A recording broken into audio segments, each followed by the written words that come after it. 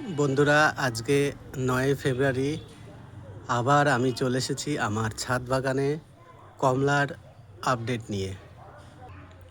প্রায় সব গাছেই আমার মোটামুটি ফুল চলে এসেছে।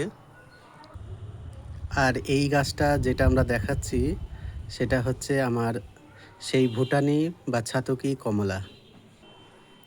গত বছর বেশ কিছু ফল আমরা পেয়েছি। এবারও প্রায় গাছ ভর্তি ফুল চলে এসেছে।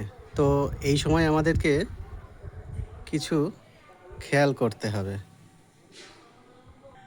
সেটা হচ্ছে প্রথমত আমাদের এই জলের ব্যবস্থা, অর্থাৎ ওয়াটার ম্যানেজমেন্টটাকে ঠিক রাখতে হবে। ঠিক বলতে বেশি জল দেওয়া যাবে না, ময়েশ্চারটা রাখতে হবে। একেবারে মাটিও শুকাবে না, আবার খুব বেশি ভিজাও থাকবে না।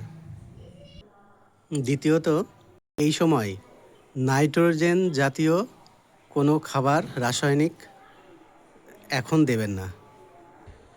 তৃতীয়ত, এই সময় এই কচি পাতা আর এই ফুলগুলোকে রক্ষা করার জন্য আমাদেরকে জৈব বা রাসায়নিক একটা কীটনাশক স্প্রে করে দিতে হবে।